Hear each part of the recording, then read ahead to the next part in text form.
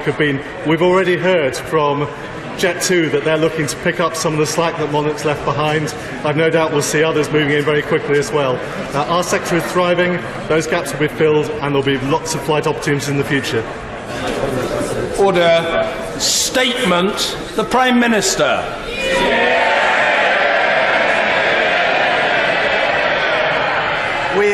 With permission, Mr. Speaker, I would like to update the House on our plans for leaving the European Union.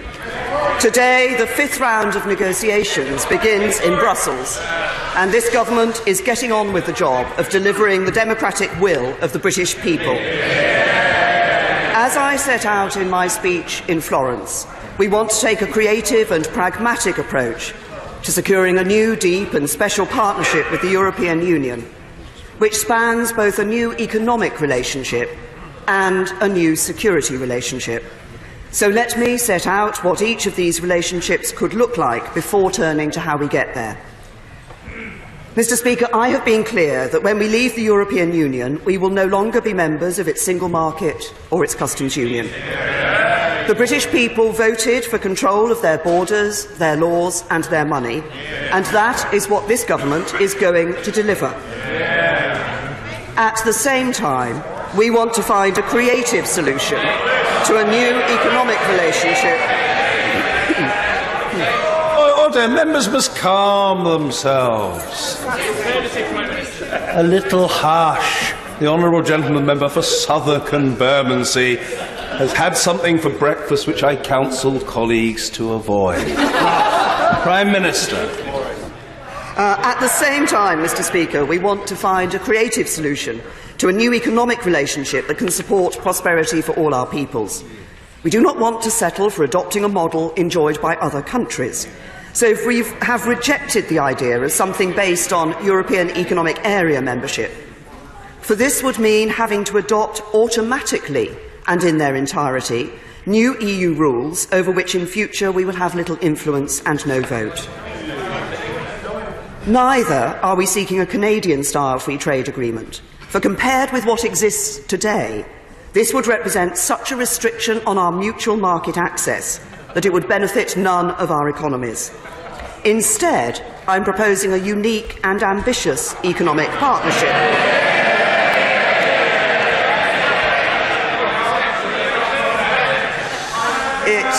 It will reflect our unprecedented position of starting with the same rules and regulations.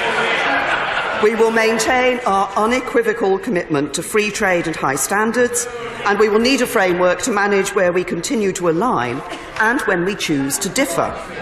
There will be areas of policy and regulation which are outside the scope of our trade and economic relations where this should be straightforward.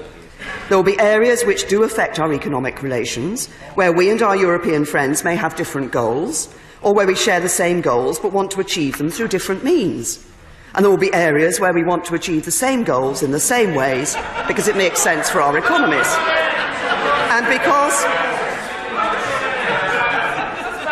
And because rights and obligations must be held in balance, the decisions we both take will have consequences for the UK's access to the EU market and EU access to our market. But this dynamic, creative and unique economic partnership will enable the UK and the EU to work side by side in bringing shared prosperity to our peoples. Let me turn now to the new security relationship. As I said when I visited our troops, when I visited our troops serving on the NATO mission in Estonia last month, the United Kingdom is unconditionally committed to maintaining Europe's security. And we will continue to offer aid and assistance to EU member states that are the victims of armed aggression, terrorism and natural or man-made disasters. So we are proposing a bold new strategic agreement that provides a comprehensive framework for future security, law enforcement and criminal justice cooperation, a treaty between the UK and the EU. We're also proposing a far-reaching partnership on how together we protect Europe from the threats we face in the world today. So this partnership will be unprecedented in its breadth and depth, taking in cooperation on diplomacy, defence and security and development. So let me turn to how we build a bridge from where we are now to the new relationship that we want to see. When we leave the European Union on the 29th of March 2019, neither the UK nor the EU and its member states will be in a position to implement smoothly many of the detailed arrangements that will underpin this new relationship we seek. Businesses will need time to adjust and governments will need to put new systems in place, and businesses want certainty about the position in the interim. That's why I suggested in my speech at Lancaster House there should be a period of implementation, and why I proposed such a period in my speech in Florence last month. During this strictly time-limited period, we will have left the EU and its institutions, but we are proposing that for this period, access to one another's market should continue on current terms, and Britain also should continue to take part in existing security measures. The framework for this period, which can be agreed under Article 50, would be the existing structure of EU rules and regulations. Now, I know that some people may have some concerns about this, but there are two reasons why it makes sense. First, we want our departure from the EU to be as smooth as possible.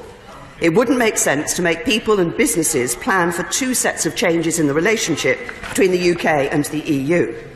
Second, we should concentrate on negotiating time and capital on what really matters, the future long-term relationship we will have with the EU after this temporary period ends.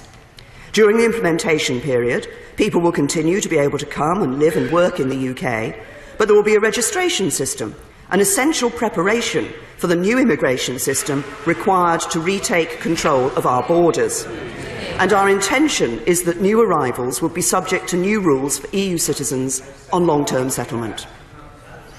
We will also push forward on our future independent trade policy, talking to trading partners across the globe and preparing to introduce those deals once this period is over. How long the period should be is determined simply by how long it will take to prepare and implement the new systems we need. And as of today, these considerations point to an implementation period of around 2 years. As I said in Florence, because I don't believe that either the EU or the British people will want us to stay longer in the existing structures than necessary, we could also agree to bring forward aspects of that future framework, such as new dispute resolution mechanisms, more quickly if this can be done smoothly. At the heart of these arrangements, there should be a double lock, guaranteeing a period of implementation giving businesses and people the certainty they will be able to prepare for the change, and guaranteeing this implementation period will be time-limited, giving everyone the certainty this will not go on forever. Mr. Speaker, the purpose of the Florence speech was to move the negotiations forward, and that is exactly what has happened. As Michel Barnier said after the last round, there is a new dynamic in the negotiations, and I want to pay tribute to my right honourable friend, the Secretary of State for exiting the European Union, for all he has done to drive through real and tangible progress on a number of vital areas. On citizens' rights, as I've said many times, this government greatly values the contribution of all EU citizens who've made their lives in our country. We want them to stay. In Florence, I gave further commitments that the rights of EU citizens in the UK and UK citizens in the EU will not diverge over time, committing to incorporate our agreement on citizens' rights fully into UK law and making sure the UK courts can refer directly to it. Since Florence, there has been more progress, including reaching agreement on reciprocal healthcare and pensions and encouraging further alignment on a range of important social security rights. So I hope our negotiating teams can now reach full agreement quickly. On Northern Ireland, we have now begun drafting joint principles on preserving the common travel area and associated rights. And we have both stated explicitly we will not accept any physical infrastructure at the border. We owe it to the people of Northern Ireland, and indeed to everyone on the island of Ireland, to get this right. Then there is the question of the EU budget. As I've said, this can only be resolved as part of the settlement of all the issues that we are working through. Still, I do not want our partners to fear that they will need to pay more or receive less over the remainder of the current budget plan as a result of our decision to leave. The UK will honour commitments we have made during the period of our membership. And as we move forwards, we will also want to continue working together in ways that promote the long-term economic development of our continent.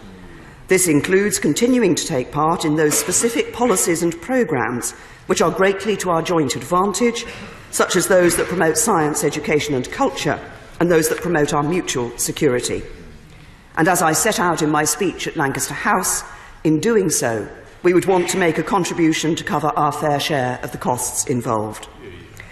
Mr. Speaker, I continued discussions on many of these issues when I met with European leaders in Tallinn at the end of last month. And in the bilateral discussions I've had with Chancellor Merkel, Prime Minister Szydło, President Tusk and the Taoiseach Leo Varadkar, they welcomed the tone set in Florence and the impact this was having on moving the negotiations forwards.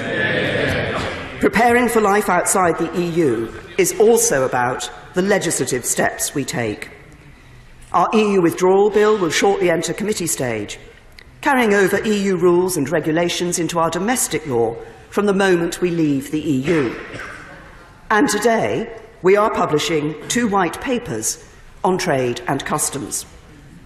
These pave the way for legislation to allow the UK to operate as an independent trading nation and to create an innovative customs system that will help us achieve the greatest possible tariff and barrier-free trade as we leave the EU.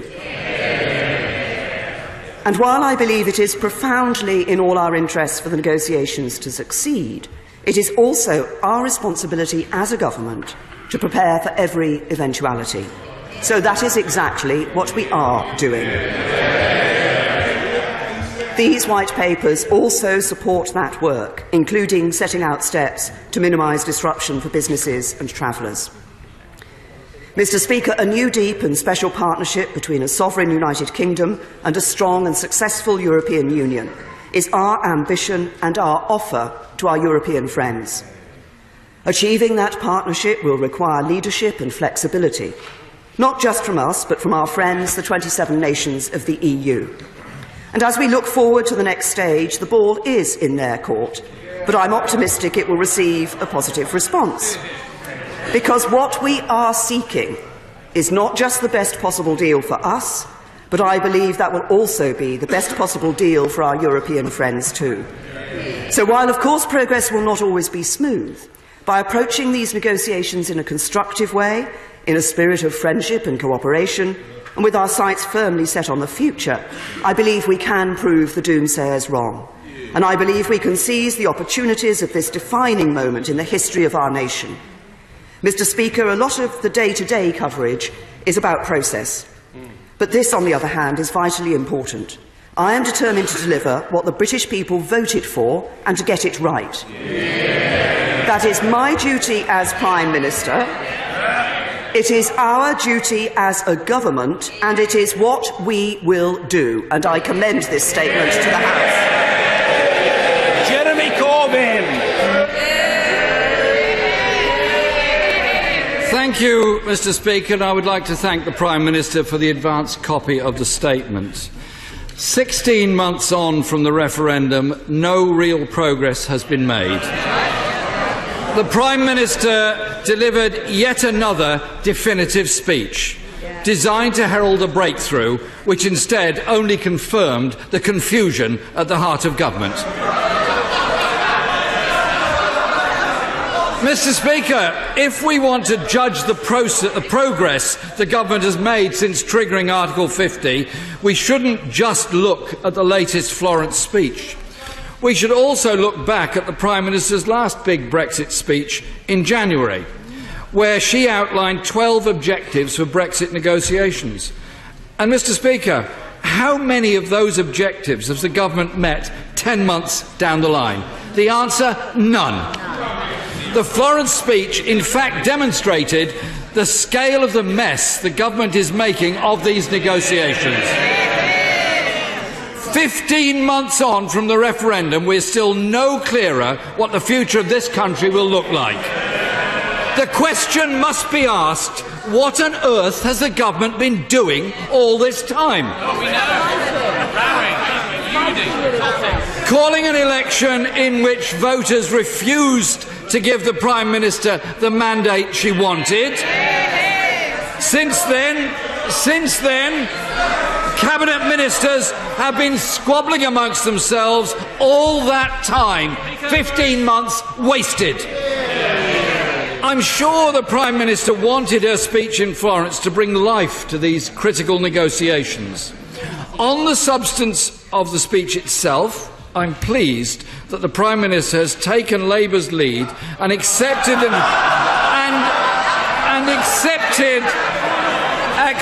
the need for transition as we leave the EU. However, Mr. Speaker, it is still unclear what the Prime Minister envisages for a transitional period, or how long it will last. The Prime Minister said the implementation period would last around 2 years, yet the Foreign Secretary interprets that as 2 years and not a second more, while the Chancellor hints it might be more. He's here, he could correct us on this. She told us during a transition, access to one another's markets should continue on current terms. Yet, at the Conservative Party conference, the Secretary of State for International Trade contradicted this and said, "We will leave the single market and the customs union at the end of March 2019. The Immigration Minister told his party conference that freedom of movement will end as we know it in March 2019. So how does this square with the Prime Minister's assertion that we continue on current terms during the transition? It can't be both. Can the Prime Minister clear up the confusion and tell the House exactly what her implementation period means in terms of the single market, customs union and freedom of movement? Mr. Speaker, on the financial settlement with the EU, the Prime Minister has offered to commit funds to ensure no EU member state has to pay more into the EU budget until the end of the current framework. We welcome this as a sensible offer. However, can the Prime Minister confirm whether the UK will be willing to pay money to the EU post-transition to access programmes which benefit this country? It's an important issue for many parts of Britain. On the issue of citizens' rights, the Prime Minister says this is an area where progress has been made with the EU. I'm sure that many colleagues in this House will testify to the level of concern and indeed desperation of many of our constituents who come to our surgeries across the country in fear that families and friendships will soon be ripped apart. So, Mr. Speaker, no, it's not scaremongering, Mr. Speaker. This is a serious issue. This is a serious issue that affects many people in this country, day in, day out, who are frankly frightened of the future. So, Mr. Speaker, I call on the Prime Minister again today, listen to the TUC and the CBI and unilaterally guarantee the rights of EU nationals living in the UK. Given, Mr. Speaker, that this House voted in July 2016 to unilaterally guarantee the rights of EU citizens, can the Prime Minister finally reflect the will of the House and give people and businesses the assurances they need? On Northern Ireland, we welcome the drafting of joint principles, but 15 months on from the referendum, we should be beyond platitudes and negotiating the practicalities. Yeah. Mr. Speaker, the speech in Florence was supposed to put momentum into the Brexit negotiations. It is staggering. It is staggering, Mr. Speaker, that after... there was a lot of noise when the Prime Minister began her statement, and I indicated that people should calm down, and the same applies now. The Right Honourable Gentleman will be heard. he will be heard with courtesy and he will be heard in full. Jeremy Corbyn. It is staggering that after 8 months since triggering Article 50, the government has made so little progress. The Secretary of State for International Trade said a deal with the EU should be the easiest in human history. That's what he said. Now the reality for this Tory government is beginning to bite. But if things do not improve, the reality may soon begin to bite for the jobs and living standards of the people of this country. These negotiations are the most important in Britain's recent history, vital to our future and vital to our economy. Just at the moment when Britain needs a strong negotiating team, we have a cabinet at each other's throats. Half of the Conservative Party want the Foreign Secretary sacked. The other half want the Chancellor sacked. We want both of them sacked.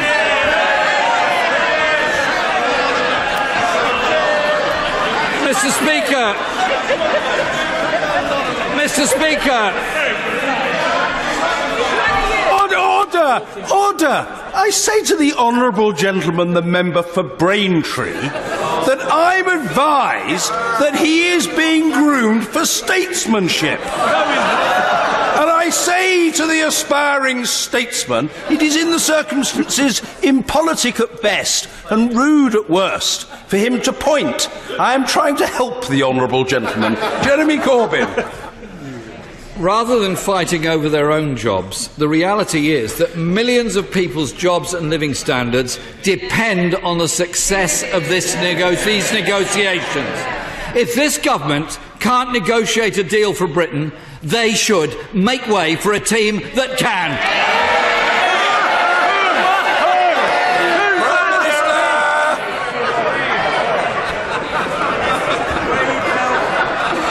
Thank you, Mr. Speaker, the right honourable gentleman talks about what has happened over the last 15 months. Well, I'll tell him what has happened. This government has triggered Article 50 and is negotiating the leaving of the European Union. And we are negotiating the practical details that need to be in place to ensure that we first of all get the best possible deal for the UK, and that secondly, that we get a deal where the withdrawal is as smooth and orderly as possible. Now, he talks about a number of these issues. He says that the Florence speech was due to give momentum to the talks. Indeed, it has given momentum to the talks. But I happily say to the right honourable gentleman, the last thing we need in these talks is his momentum.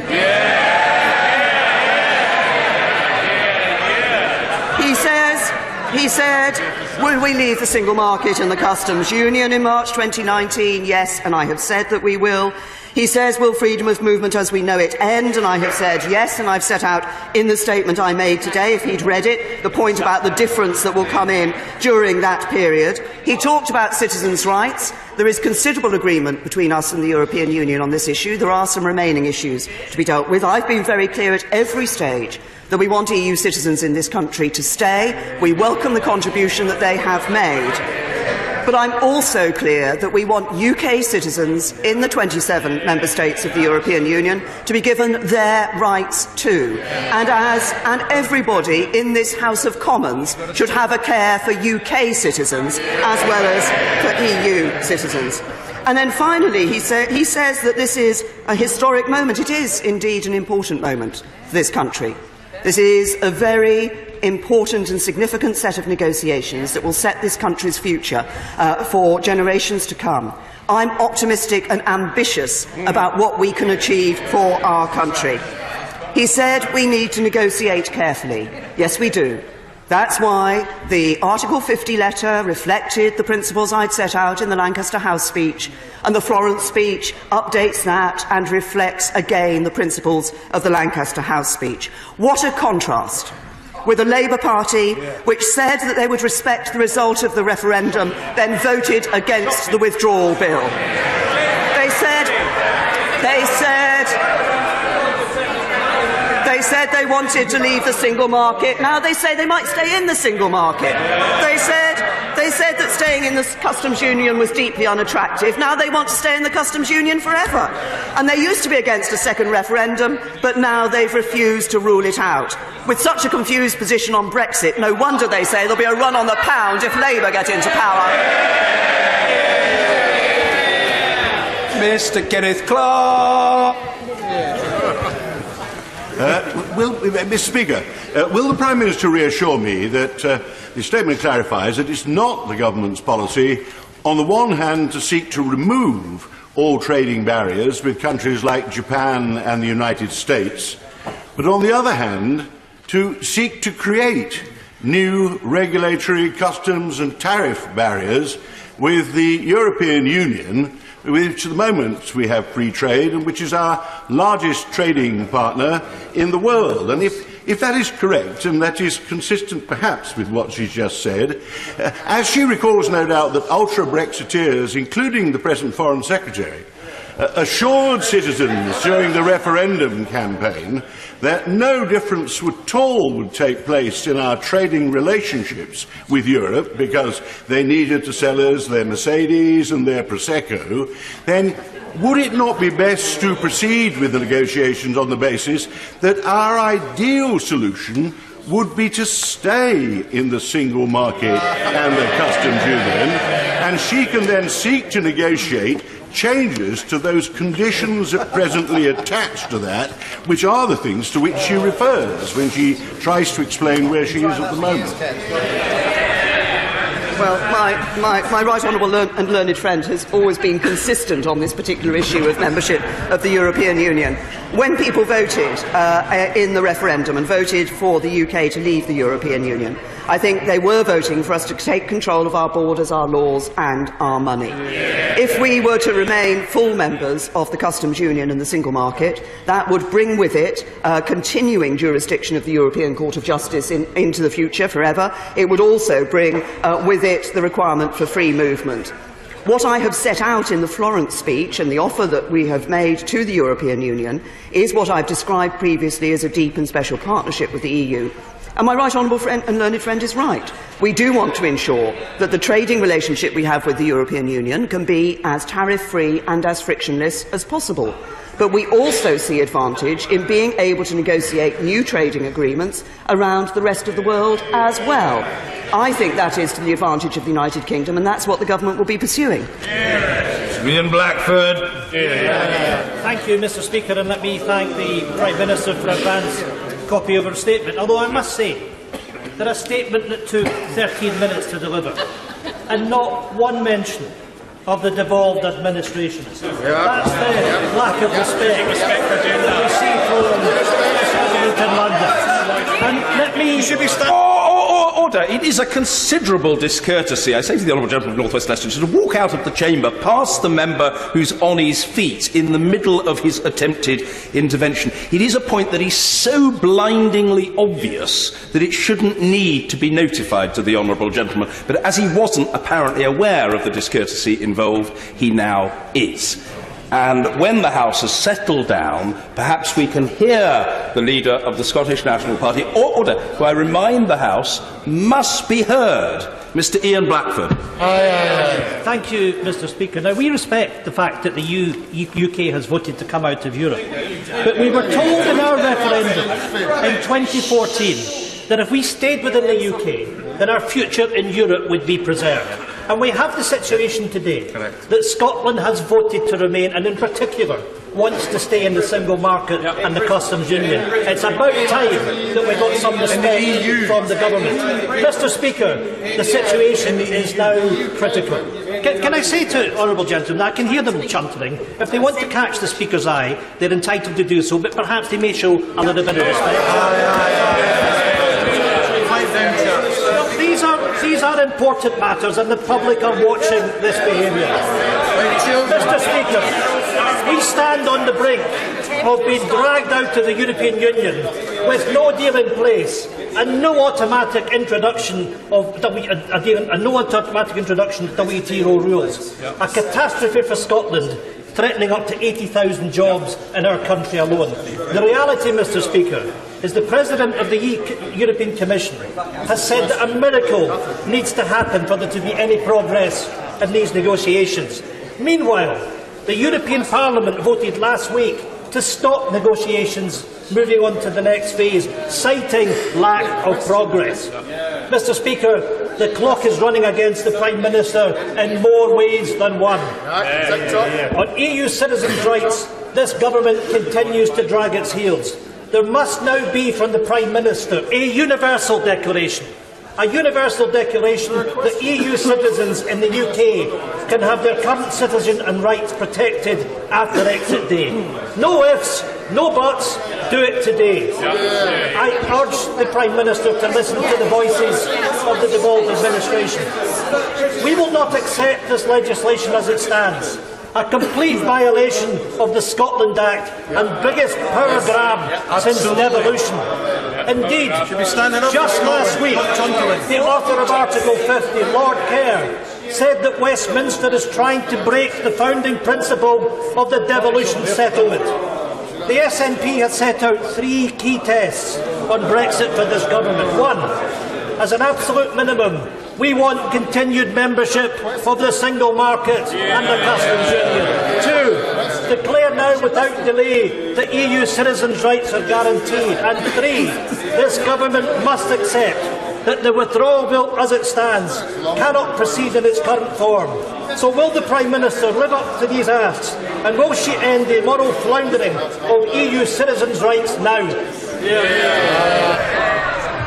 I'm sure, as the honourable gentleman knows, there will be a meeting next week of the JNC, which brings the devolved administrations together with ministers here in the government. There have been bilateral discussions between the First Secretary of State and ministers in the Scottish Government and the Welsh Government as well on an ongoing basis over the summer. The honourable gentleman refers to citizens' rights. Could I just remind him that during the Scottish independence referendum, which he referred to, which took place in 2014, the First Minister told EU nationals that if the EU did not allow an independent Scotland to rejoin, which was clear they would not do, EU nationals would lose the right to stay here. Now, they now take a completely different... Oh, they shake their heads. They shake their heads, but that was what the First Minister said at the time. And I also say to the honourable gentleman, he references what I said in my statement. Yes, my statement was about the position of the United Kingdom government in the UK's negotiations with the European Union. And Scotland is part of the United Kingdom. Mr. Ian Duncan Smith. Mr. Speaker, may I warmly welcome my right honourable and very good friend, our Prime Minister's statement today on the plans that she has for the negotiations. And can I press her a little bit on this and ask her to elaborate a little bit further? That in the course of her statement she made it clear that the ball was back in the EU's court. Is it not reasonable to expect that, given all of the negotiations and discussions and progress made, that the EU now should engage the United Kingdom on what is beneficial to both them and to us, which is an ongoing free trade arrangement to be done and completed by March 2019? Well, I thank my right honourable friend, and he's absolutely right. And what we see is an increasing interest in actually moving on to talking about that issue, which, as he says, will be absolutely not just in our interest, but in the interests of the European Union. That's what's right for both of us. We want it negotiated by March 2019, so we can take the UK will come out of the European Union, and we know what that new partnership and trade agreement will be. Ed Miliband. Can I ask the Prime Minister, she has said very clearly that she believes that on her plans we will be out of the customs union and the single market by March 2019. Now, that was not the impression I got from the Florence speech. Could she therefore explain how the arrangements that she is seeking for the transition differ from being members of the single market and the customs union for the period of the transition? I have to say to the right honourable gentleman, as we leave the European Union in March 2019, we will leave the full membership of the customs union and full membership of the single market. What we then want is a period of time when practical changes can be made made as we move towards the end state, the trade agreement that we will have agreed with the European Union. We have to negotiate for that implementation period what the arrangements would be. I expect we have suggested that that should be a new agreement, an agreement that we should be able to operate on the same basis and on the same rules and regulations. Sir William Cash. Thank you, Mr. Speaker. My right honourable friend's Florence speech stressed the fundamental principles of UK democracy and accountability in this House, upon which all else depends. The opposition voted against the Withdrawal and Repeal Bill and the repeal of the European Communities Act 1972. Does she agree that our voters have every right to hear a public explanation from the opposition, Remainers and Reversers as to why, despite the referendum vote, they still subscribe, under the EU's undemocratic system of lawmaking, to a closed-door Council of Ministers where decisions are taken behind closed doors, largely in secrecy, which contrasts so vividly with what goes on in this House with bills, with amendments and with speeches and with votes recorded. Well, I say to my honourable friend, he's absolutely right to point the finger at the opposition on this particular issue. They claim they're going to support the result of the referendum, yet they vote against the very bill that will put that into place. Not only do they do that, but in voting against the EU withdrawal bill, they have voted against bringing environmental regulations into UK law and bringing workers' rights into UK law. The Labour Party voting against bringing workers' rights into UK law. Is this government that's supporting them? The Hillary Men. Thank you very much, Mr. Speaker. 4 days ago, the Deputy Governor of the Bank of England said that the UK financial services industry needs a transitional deal by Christmas, or else it will begin implementing its contingency plans that the Chancellor is well aware of to shift jobs and activities across the Channel.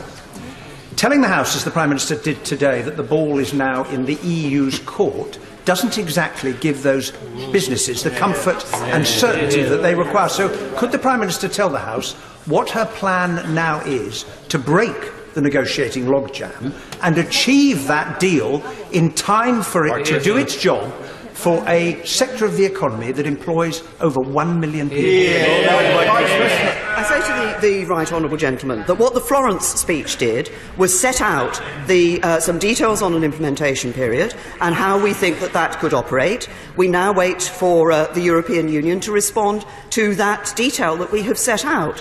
I recognise the concerns that business have for an implementation period, but I finally would say to the right honourable gentleman that this whole process is not helped by the vast majority of Labour MEPs voting against moving on to the next phase of talks. John Redwood. I welcome the Prime Minister's statement that the government will press on with working out the details for no deal. That is a very prudent thing to do, and there will be no cliff edge for British business. And does the Prime Minister agree that it will send a very good message to the European Union that we can do that, but she is offering something so much better and more positive, which is in their interest to accept. But any deal they counter with has to be better than no deal.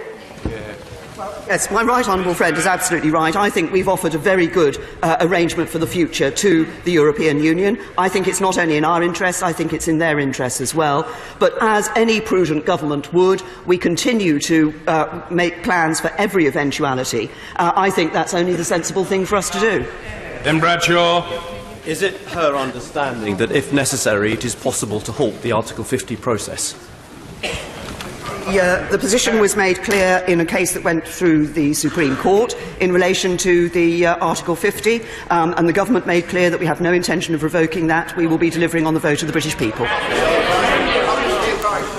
Sir Nicholas Soames. Mr. Speaker, will my right honourable friend, as she wrestles with the inevitable compromises essential to securing the opportunities of Brexit in the national interest, and in view of this enormous administrative challenge, will she consider refining the machinery of government by creating an inner cabinet to drive forward the work across the government and thus retain greater grip and control over the whole process? Ooh, very good. I say to my right honourable friend, we have the government ministers meet in a variety of forms to consider these particular issues.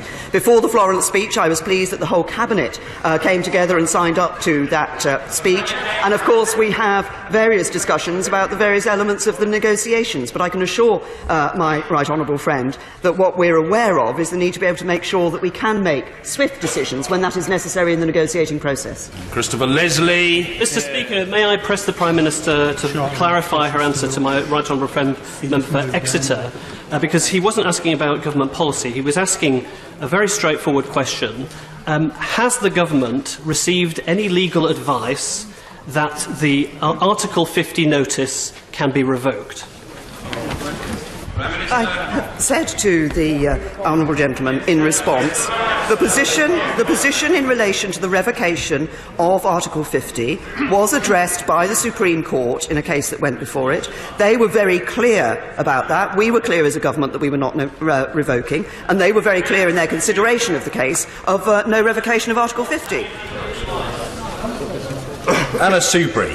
Very much indeed, Mr. Speaker. Could I congratulate the Prime Minister on her excellent Florence speech? It was widely welcomed, not just by British business, but also by people, I believe, across this country, and it marked a real attempt by our Prime Minister to form the consensus on Brexit between the 48% and the 52% that everybody is crying out for.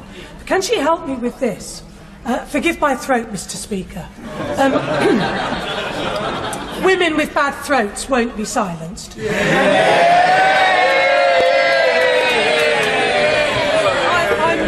may have not heard this properly or understood. But was the Prime Minister saying that at the end of by March 2019, if we haven't got a deal as to the final Brexit arrangements, then we will jump off the cliff and there will be no deal? Or is she saying that we will go into a period of transition and during that time those vital negotiations can continue? The period after March 2019 is an implementation period to implement the practical changes necessary to move to the final arrangement and the final new partnership that we have with the European Union. So, as the Article 50 process itself sets out, the expectation is that it is a 2-year process to negotiate the arrangements, negotiate withdrawal and take into account and therefore know what the future relationship is going to be. So I expect, and we are working on, having that future arrangement negotiated by the 29th of March 2019. But as I say, because the chances are, that may very well, the details of that may very well come quite late in the process, it won't have been possible for anybody, governments or businesses or individuals, to have made the practical steps necessary to move to that position. And so to get as smooth as possible a withdrawal, so that there isn't a cliff edge, we have that period of implementation. And then that moves us to the final arrangement that has been negotiated for by March 2019. Pat McFadden. Mr. Speaker, further to the question asked by my honourable friend, the member for Nottingham East, which with respect to the Prime Minister was not about the Gina Miller case, but was about government legal advice. Can she tell the House whether the government has received legal advice that Article 50 is revocable? I'm sorry, I have to say to the right honourable gentleman, and perhaps I should have said this to his right honourable friend, the member for Exeter, initially, of course, we don't comment on legal advice that's been received, but the position was very clear in that case that the right honourable gentleman has referred to. The Supreme Court were very clear that they operated on the basis that Article 50 would not be revoked. Mr. Owen Patterson.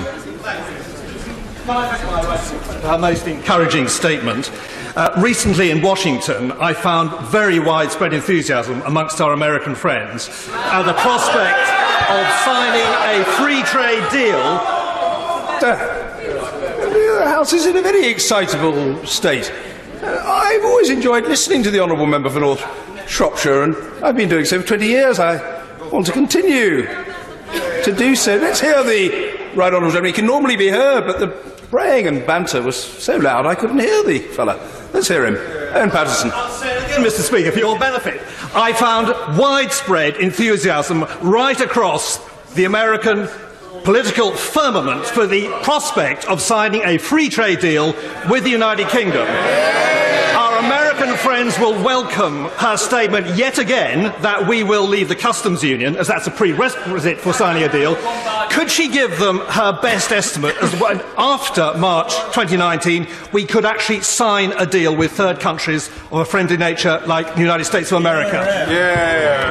Can I echo the comments that my right honourable friend has made? That's exactly what we found in our dealings with the American government, and we have a working group working with the American government on issues relating to trade matters. The issue of the implementation period and the exact arrangements that are there during that implementation period will of course be part of the negotiations and a matter for those negotiations, but we're clear that during that implementation period it should be possible for us to continue to negotiate trade agreements, but of course we wouldn't enter into anything which was contrary to the agreement that we had come to with the European Union.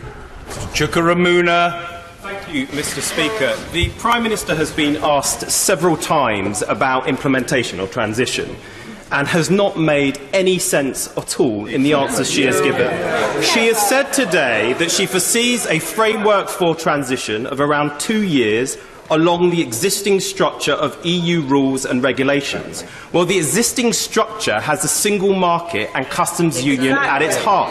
How can what she is proposing for her implementation period be anything other than continued membership of the customs union and the single market, which our companies require? I'd say to the honourable gentleman, and I thought I had explained it in response to one of his honourable friends, as of 29th of March 2019, we leave the European Union. That means we leave full membership of the customs union, full membership of the single market. We will, as part of that, this is our proposal to the EU, have negotiated an implementation period to take us in a smooth and orderly process so that the practical changes can be made towards the end state, the end agreement that we will have with the European Union. How long that lasts, of course, how long that needs to last, will depend significantly, and coming to his point, will depend significantly on the nature of that agreement and how different it is from the current arrangements. But during that period, what we are proposing is that it is in the interests of individuals and businesses for both sides to be able to continue to operate on the same basis as they do today. That would be part of the withdrawal agreement that we propose to negotiate with the European Union. So that negotiation would be about the basis on which we operate during the implementation period. I was going to call a fellow, but he's beetled out of the curtainage of the chamber, so I can't. But he may beetle back again, but we'll see. Mr. Jacob Rees-Mogg. Thank you, Mr. Speaker. Will my right honourable friend confirm unequivocally that after the 29th of March 2019, the European Court of Justice's writ will no longer run in any way in this country, and that any new laws that are agreed under the acquis communautaire after that date will not have effect here unless agreed specifically by Parliament? My honourable friend has actually raised two separate issues, but allied them together. The first is about the European Court of Justice. As I've just said in answer to a number of questions, we want to have a smooth and orderly process of withdrawal with minimum disruption. That's why we want that implementation period, and we have to negotiate what will operate during that implementation period. And yes, that may mean that we will start off with the ECJ still governing the rules we're part of for that period. But what we're also clear of is that we can bring forward discussions and agreements on issues like a dispute resolution mechanism, and if we can bring that forward at an earlier stage, then we would wish to do so. Now, the second issue my honourable friend referred to was the question of new rules that are brought in during that implementation period. Given the way that things operate, it is highly unlikely that anything will be brought forward during that period that hasn't already started discussions through the European Union, to which we are being party of until we leave, and on which we would have been able to say whether they would be a rule that we would sign up to or the rule that we would not wish to sign up to. And any new rules that were put on the table during that implementation period, given, again, the way these things operate, it's highly unlikely they would actually be implemented during that implementation period. Break. Speaker, our European friends are looking aghast at the chaos that the Cabinet is creating. The Prime Minister's got to put an end to the backstabbing briefing and counter-briefing from her ministers and their surrogates. Will she show real leadership by ring-fencing the issue of EU citizens' rights, confirming the UK will stay in the customs market and the single market in the customs union, because I'm not aware of anyone who believes the border between Ireland and Northern Ireland can be safe without that? And finally, will she sack the Foreign Secretary, whose leadership ambitions blind him to the sustained damage his backseat driving is doing to the UK's negotiating credibility and increasing the risk of us crashing out of the European Union? It's absolutely right, the right honourable gentleman, that we want to make sure that we get the right resolution for the issue of the border between Northern Ireland and the Republic of Ireland. As I've said, we're all clear that we don't want a physical infrastructure on that border, we don't want to return to the hard border, and we don't want to return to the borders of the past. But I'm interested in the approach that the right honourable gentleman is taking. I seem to remember at one stage the Liberal Democrat Party were actively promoting the idea of a referendum on membership of the European Union. Now we've had one, they don't seem to want to accept it. Mr. Bernard Jenkins. Thank you, Mr. Speaker.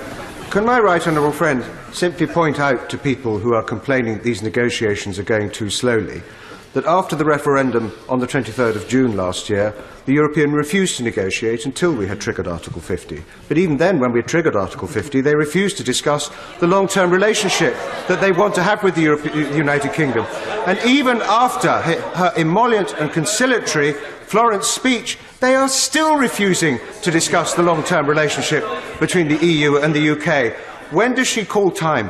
Well, can I say to my honourable friend that of course he is right, that it was clear at an early stage that we had to trigger Article 50 before the negotiations started. We waited to do that until we'd done considerable work in government to prepare us for triggering Article 50, which we did, and I think the extent of that work has now been shown in the negotiations and the position papers that we have been publishing over the summer. And on the last point my honourable friend has made, I would simply say this, and I've said it before, that of course there are sometimes public pronouncements made in relation to these negotiations, but we are in a negotiation, and very often what we discuss behind the scenes and what we're able to discuss in private is discussed in a more positive and constructive way than some of the public pronouncements would suggest. Alison McGovern. Thank you, Mr. Speaker. The Prime Minister's statement today has been confusing. Can I get to the heart of that confusion? Because she says she wants the benefits of exactly the same terms of trade with the EU as we have now, for which we need regulatory equivalence. She also says we want the benefits of not being bound by EU rules in perpetuity, for which we need regulatory divergence. And it's a simple matter of logic that equivalence is the opposite of divergence.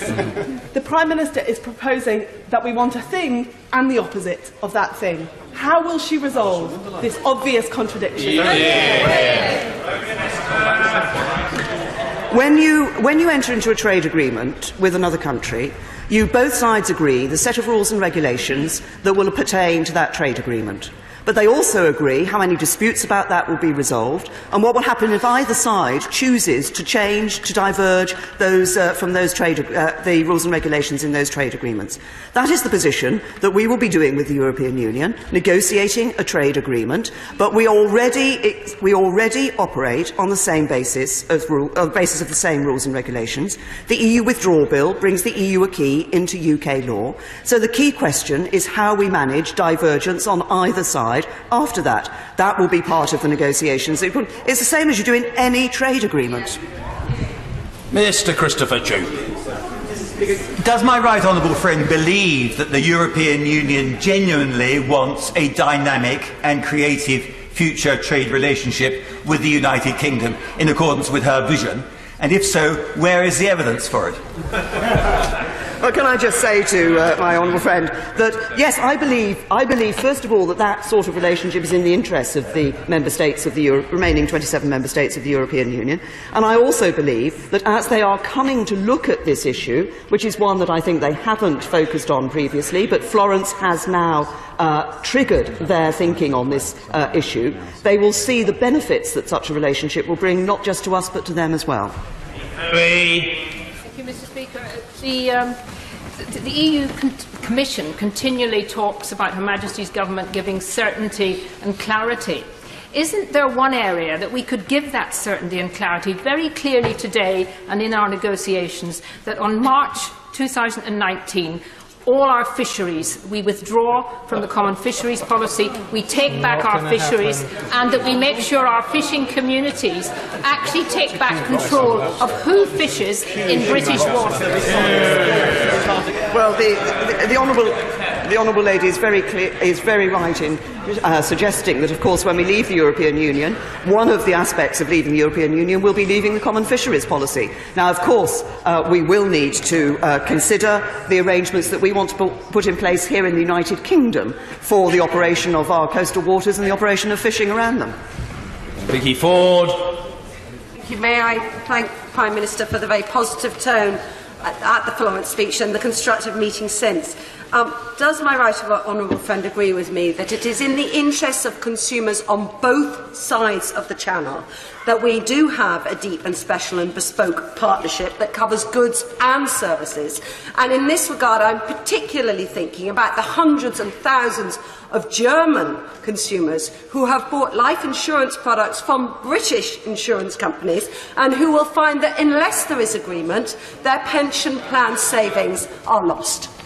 Well, my honourable friend makes a very important point, which is often people look at this issue as thinking that it's only UK businesses and UK individuals that will be affected. But actually, it's people living in the remaining 27 countries of the European Union who will also be affected, which is why, precisely why, I think the sort of deep and special partnership she refers to is in the interests of both sides. Stephen Doughty. Mr. Speaker, the shambles and division on the front bench would be funny if there weren't such serious consequences for our economy, for our jobs and for the future of this country and the world. And the Prime Minister is simply not being honest on a whole series of consequences for this country.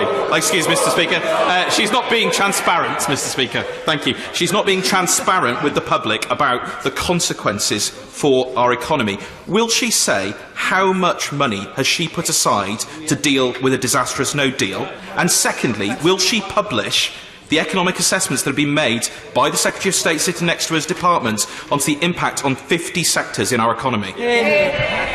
Can I say to the honourable gentleman, he talks about the position of the government. The position of the government is very clear. It's been set out in the Florence speech. It's an offer to the European Union, and we await discussions with them